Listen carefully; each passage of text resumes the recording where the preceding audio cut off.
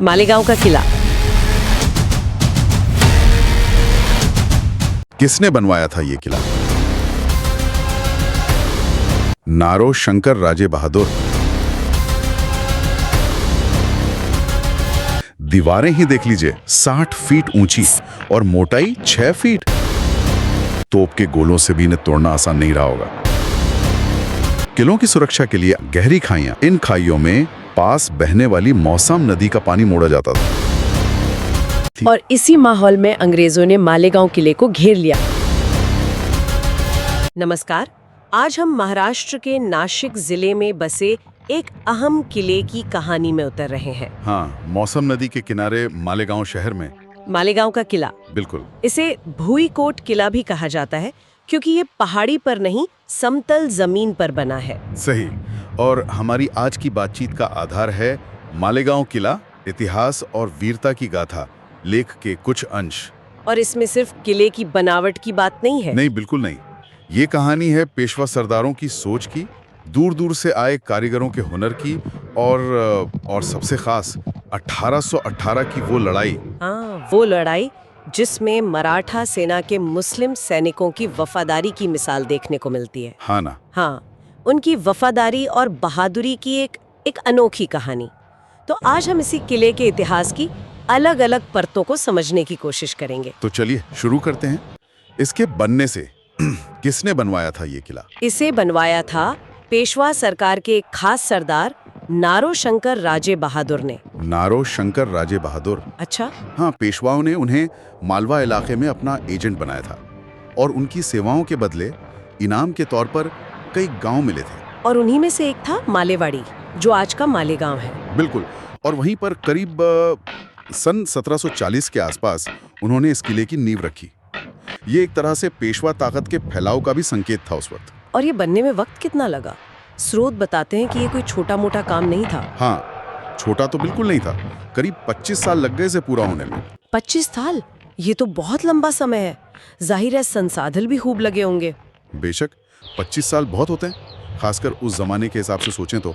और इसके कारीगर भी वो कोई स्थानीय नहीं थे। अच्छा, कहाँ से बुलाए गए थे? उन्हें सूरत से और उत्तर भारत से खास तौर पर बुलाया गया था। मतलब नारो शंकर एक बहुत ही मजबूत और शायद दिखने में भी शानदार किला बनवाना चाहते थे। हाँ, लगता तो यही है। वो बेहतरीन हुनर चाहते थे इसके लिए। और ये बात किले की बनावट में दिखती भी है। जी। जैसे आपने कहा, ये भुईकोट किला है, समतल जमीन पर। फिर भी सुरक्षा के इंतजाम तो जबरदस्त थे। हाँ, भुईकोट किलों को अक्सर कम सुरक्षित माना जाता है पहाड़ी किलों के मुकाबले, लेकिन यहाँ ऐसा नहीं था।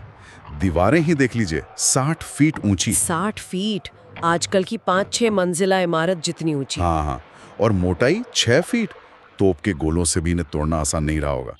ये तो मनोवैज्ञानिक दबाव भी डालती होंगी दुश्मन पर। और सिर्फ दीवारें नहीं, चारों तरफ खाइयां भी थीं। हाँ, गहरी खाइयां। ये तो किलों की सुरक्षा के लिए आम तरीका है, पर यहाँ एक और बात थी। क्या? इन खाइयों में पास बहने वाली मौसम नदी का पानी मोड़ा जाता था। अच्छा, मतलब किला पानी से घिर जाता था? हाँ, एक तरह से एक द्वीप जैसा बन जाता था। दीवारों तक पहुंचना और भी मुश्किल, अभेद्य बनाने की पूरी कोशिश। और किले के अंदर बड़े दरवाजे, तोपें लगाने की जगहें, ये सब तो होगा ही। पानी का इंतजाम कैसे होता था इतनी बड़ी सेना के लिए? हाँ, वो भी सोचा गया था। किले के अंदर पानी की जरूरत के लिए एक बड़ा षटकोणीय, मतलब हेक्सागोनल शेप का कुआं बनाया गया था। षटकोणीय? कोई खास वजह? शायद स्थिरता के लिए या ज्यादा पानी जमा करने के हिसाब से ये डिजाइन बेहतर रहा होगा। तो ये सब चीजें, ऊंची दीवारें, पानी भरी खाई, मजबूत दरवाजे, तोपें, पानी का अंदरूनी इंतजाम, ये सब मिलकर इसे बहुत सुरक्षित सैन्य ठिकाना बनाते थे। तो मराठा काल में ये किला एक महत्वपूर्ण फौजी अड्डा बन गया? हाँ, बिल्कुल। मराठा साम्राज्य का एक अहम ठिकाना। और यहाँ सिर्फ मराठा सैनिक ही थे या और भी कोई? नहीं, यहाँ अच्छी खासी संख्या में रोहेला और दूसरे मुस्लिम सैनिक भी तैनात थे। रोहेला सैनिक? हाँ, रोहेला सैनिक अपनी लड़ने की काबिलियत के लिए मशहूर थे। उन्हें मराठा सेना में रखना उस दौर में आम बात थी, और इनकी मौजूदगी का असर वहाँ के समाज पर भी पड़ा। अच्छा, किस तरह का असर? देखिए, इन मुस्लिम सैनिकों की बड़ी तादाद की वजह से मालेगांव शहर का मुसलमानों से एक गहरा रिश्ता बन गया।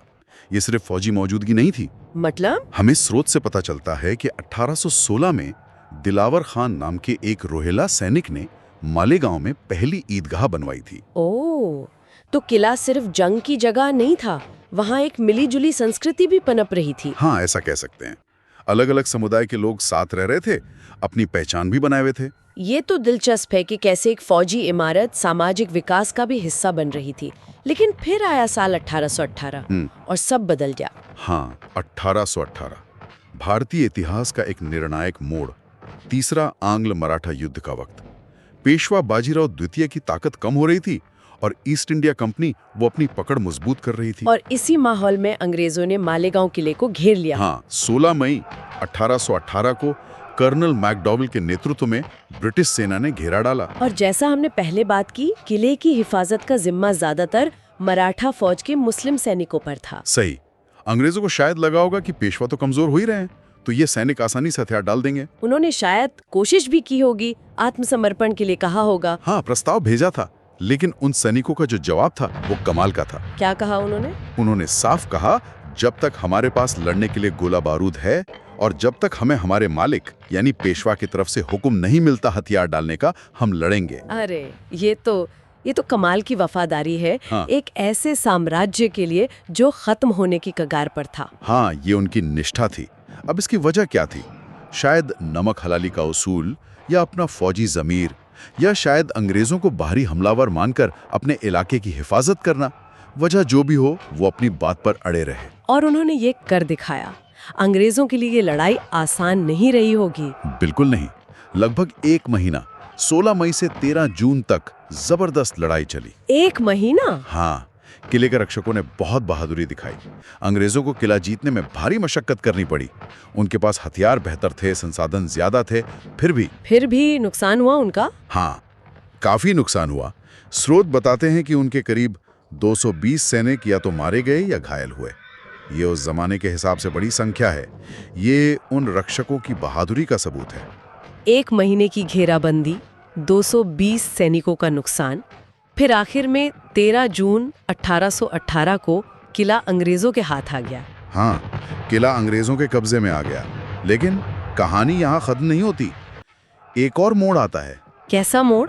युद्ध जीतने के बाद जो ब्रिटिश कमांडर थे कर्नल मैकडॉवेल, वो इन मुस्लिम सैनिकों की बहादुरी और अपने मालिक के प्रति उनकी अटूट वफादारी से इतने ज्यादा प्रभावित हुए। अच्छा? हाँ, कि उन्होंने उनके साथ वो बर्ताव नहीं किया जो आमतौर पर हारे हुए सैनिकों के साथ होता है। मतलब क्या किया उन्होंने? ये बहुत ही अनोखी बात थी। कर्नल मैकडॉवेल ने न सिर्फ उनकी बहादुरी की तारीफ की, बल्कि उन सैनिकों को जिन्होंने आत्मसमर्पण किया था, उनके खंजर और छोटे हथियार अपने पास रखने की इजाजत दे दी।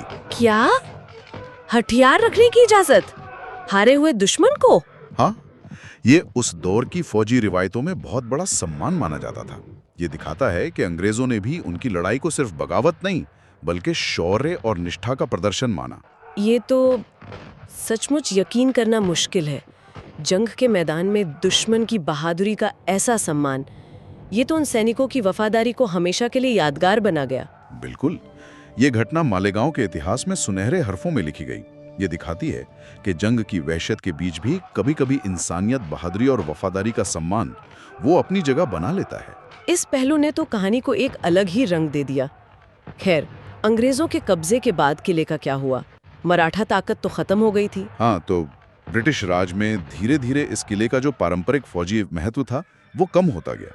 अंग्रेजों की अपनी छावनियां थी, उनकी जरूरतें अलग थीं। तो किला नजरअंदाज होने लगा। हाँ, एक तरह से फौजी इस्तेमाल कम हो गया। तो क्या वो बस खंडहर में तब्दील होने लगा? पूरी तरह से नहीं। और यहीं एक और दिलचस्प मोड़ आता है। जैसे जैसे किले का फौजी इस्तेमाल घटा, उसके आसपास की खाली जमीन या शायद पुरानी बैरकें, उन्होंने एक नए किस्म के लोगों को अपनी तरफ खींचा। किन्हें? बुनकरों और कारीगरों को। बुनकर किले के पास? ये कैसे हुआ? स्रोत ठीक वजह नहीं बताते, पर ऐसा होता है अक्सर। जब कोई बड़ी जगह जैसे किला अपना पुराना मकसद खो देती है, तो उसके आसपास की जगह नए कामों के लिए इस्तेमाल होने लगती है। शायद वहां बसने की सहूलियत थी या पानी का इंतजाम था। मोसामदी और वो कुआं, हाँ, हो सकता है। हाँ, तो धीरे धीरे किले के आसपास बुनकरों की एक अच्छी खासी आबादी बस गई। अच्छा, तो क्या इसी वजह से मालेगांव बाद में इतना बड़ा टेक्सटाइल हब बना?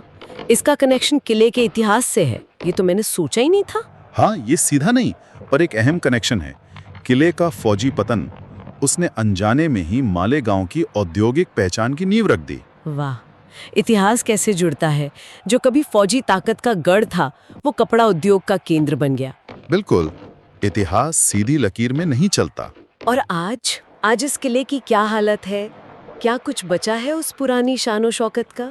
आज हालत मिली-जुली है। दुख की बात है कि किले का एक बड़ा हिस्सा वो वक्त के साथ और शायद देखभाल की कमी से खंडर हो गया है। ओ, लेकिन क्या ये पूरी तरह वीरान है? स्रोत में स्कूल का जिक्र था। हाँ, ये एक अच्छी बात है। किले की दीवारों के अंदर आज भी एक मराठी मीडियम का हाई स्कूल और जूनियर कॉलेज चलता है। अच्छा, तो किला आज भी मतलब शिक्षा का केंद्र बना हुआ है, रूप बदल गया है बस। हाँ, ये किले को जिंदा रखे हुए है, उसे आज की जिंदगी से जोड़े हुए हैं। तो ये किला आज भी खड़ा है, अपनी कहानी सुनाता हुआ। मराठा निर्माण, रोहिला सैनिकों की मौजूदगी, मुस्लिम सैनिकों की हैरत अंगेज वफादारी और बहादुरी, अंग्रेजों की जीत और उनका सम्मान, और फिर टेक्सटाइल हब का अप्रत्याशित उदय। बिल्कुल। और यहाँ तो बात सबसे ज्यादा सोचने पर मजबूर करती है, वो है इसकी पहचान की परतें। किला बनवाया एक मराठा सरदार ने, पेशवा ताकत का निशान रहा। पर इसकी सबसे यादगार कहानी जुड़ी है मराठा सेना के उन मुस्लिम सैनिकों से जिन्होंने अंग्रेजों से लड़ते हुए जान दी और जिनकी वफादारी ने दुश्मन को भी उनका सम्मान करने पर मजबूर कर दिया। हाँ, ये विरोधाभास ही इसे खास बनाता है। एक ही जगह पर इतनी अलग अलग कहानियां, इतनी अलग पहचाने। सही कहा। यह दिखाता है कि इतिहास कितना पेचीदा होता है। कौन बना रहा है मराठा, कौन उसकी रक्षा कर रहा है, मराठा रोहिला मुस्लिम सैनिक, किसके खिलाफ लड़ाई हो रही है, अंग्रेज, और उसके नतीजे क्या निकल रहे हैं, ब्रिटिश सम्मान, बाद में औद्योगिक बदलाव, ये सब आपस में कैसे गुथे हुए हैं। तो किसी भी ऐतिहासिक जगह को सिर्फ एक नजर से देखना काफी नहीं होता। ये सिर्फ ईंट पत्थर की दास्तान नहीं है, ये निष्ठा, वीरता, बदलाव और वक्त के साथ पहचान बदलने की कहानी है। तो अगर हम आज की इस पूरी बातचीत को समेटें, हमने देखा कि कैसे नारू शंकर राजे बहादुर ने करीब 25 साल लगाकर यह मजबूत किला बनवाया। 60 फीट ऊंची दीवारें, पानी भरी खाइयां। फिर हमने 1818 की उस घेराबंदी पर बात की जहां मराठा फौज के मुस्लिम रक्षकों ने गिरते हुए पेशवा साम्राज्य के लिए गजब की वफादारी दिखाई और अंग्रेजों का सामना किया, और कैसे अंग्रेज भी उनकी बहादुरी से इतने प्रभावित हुए कि उन्हें हथियार रखने का सम्मान दिया। हाँ, और आखिर में कैसे किले का फौजी महत्व कम होने पर उसके आसपास बुनकर बसे और मालेगांव एक टेक्सटाइल सेंटर बन गया। ये पूरी यात्रा हमें बताती है कि मालेगांव का किला सिर्फ एक इमारत भर नहीं है, ये वास्तुकला है, सैन्य रणनीति है, इंसानी जज्बों का, खासकर वफादारी का सबूत है, और बदलते वक्त का आईना भी है। ये दिखाता है कि ऐतिहासिक जगहें अक्सर बहुत जटिल, बहुत स्तरीय पहचान रखती हैं। सही कहा।